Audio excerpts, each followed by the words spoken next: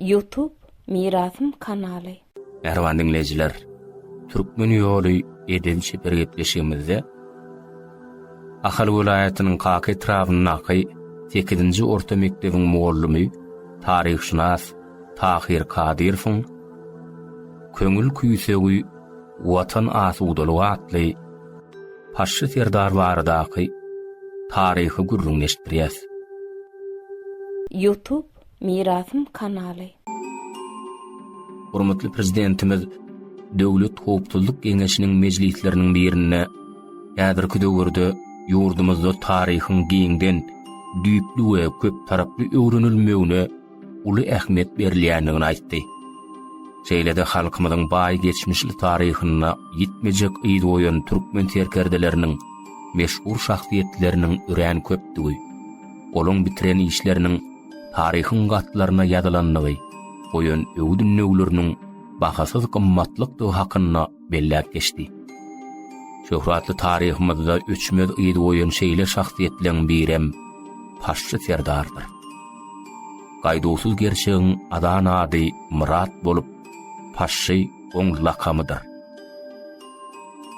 Paşşy Serdar 1840-njy ýylda Ahal welaýatynyň Bäherden etrawynyň Bükri owasyna owa ketgudasy Karahan abalygyň maşgalatyna dünýä ýenýär.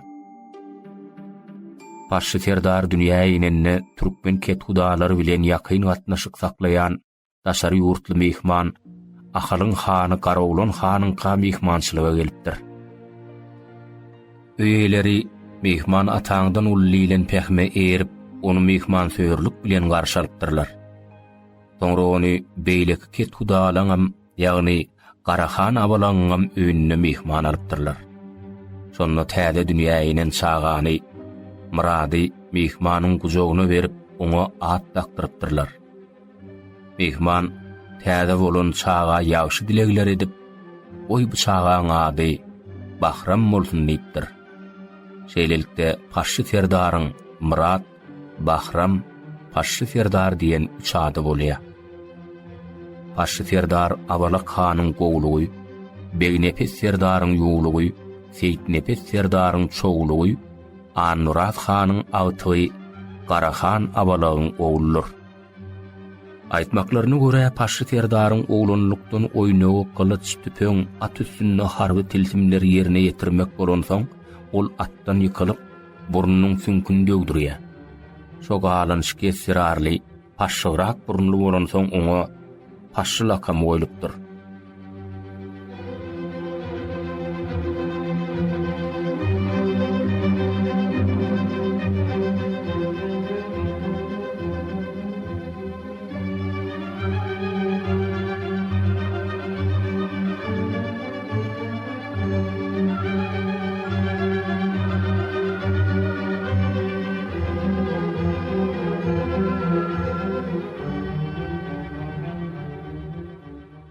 Karahan abaly ogly Paşşa 10 ýaşynda söwüş tälimlerini öwretmek üçin onu öz obadoşy Täji Batyryň eline berýär. Paşşy 5 ýyllap uruş tälimini öwrenen soň Karahan abaly 15 ýaşly ogluny Nurberdi hanyň 40 jan penatynyň baş tutany Serdary Aman Murat däli tilkiň ýanyna synaga eltýär. Paşşy öz dogumlylygyny, üç şaýratyny, kılıç oýnatyşyny, at üstünde söwüşçüni görkezip synagdan geçýär. Däli tilki ony Nurberdi hanyň mülkündäki ezber söwüşçüligiň taýýarlanýan ýerine eltýär. O ýerde kılıçly uruşmagy başarýan 15-20 adım daşlykdaky garşydaşyna naýda, bıçak, kepçe ýaly sowuk ýaraglary dürs syňyp bilýän ýigitler taýýarlanýan eken. Ýerdäki ýigitlere Nurberdi hanyň 40 jan penasy gedekleşip uruş söwüş tälimlerini öwredipdirler. Iň güýçli uruşujylar synagdan geçirip Nurberdi hana gorowçy belläpdirler.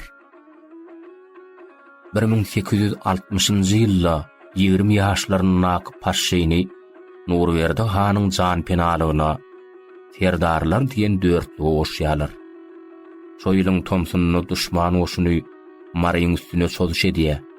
Bu habary eşiten Nurberdi han ahal tekelerine baş bolup mara kömege barya.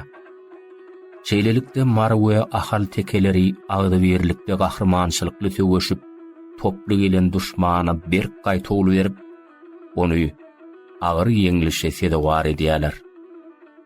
Şo söwüşde paşçy Serdar gahrmançylyk görkezip mert töwüşün batyr ýigitliň hatyryna Nurberdi hanyň halat terpaýyna münasip bolupdyr.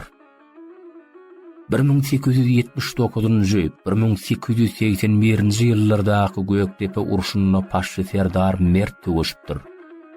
Nurberdi hanyň miras düşer ogly Magtymul hanyň görkezmesi satyna düdülen atly bölümiň bir bölüminiň Serdary paşçy Serdar bellenipdir.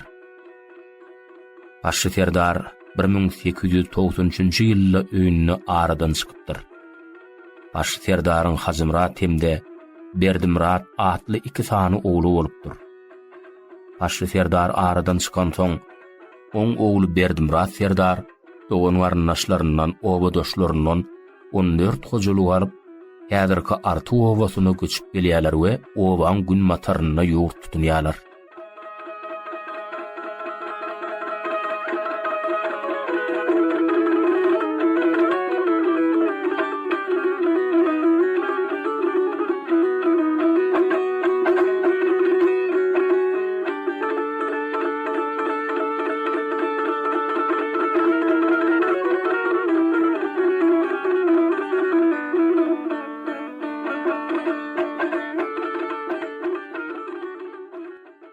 Paşçy Serdaryň doğanynyň at dahylan ogly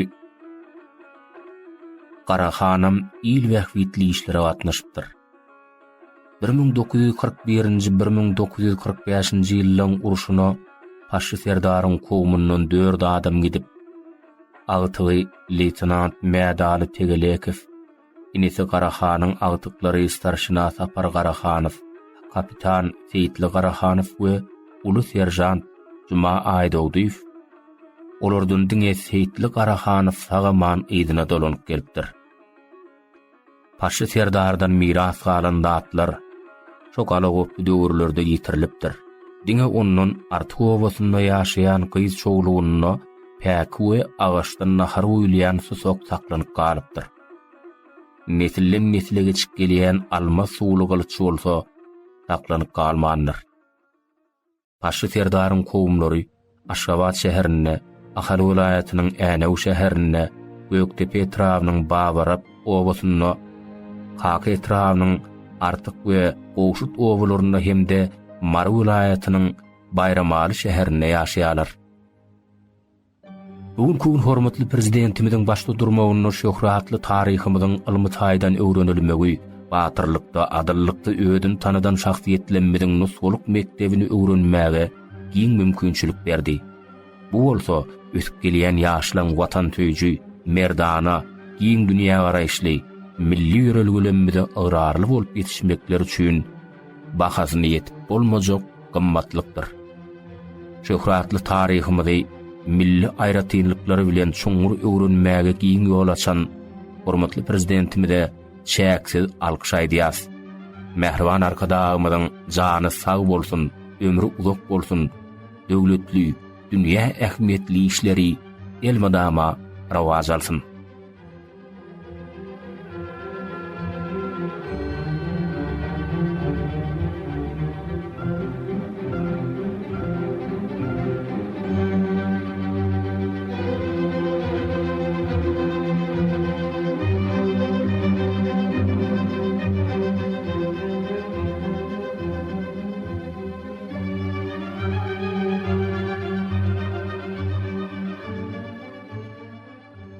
Merwan dinleyijiler, siz gepleşigimizde Ahal vilayatynyň Kaka etrawynyňky 8-nji orta mekdebiň muallymy, taryhşünas Tahir Kadirowyň köňül küýsegi Watan asuwdulugy atly gurrungy dinlediňiz.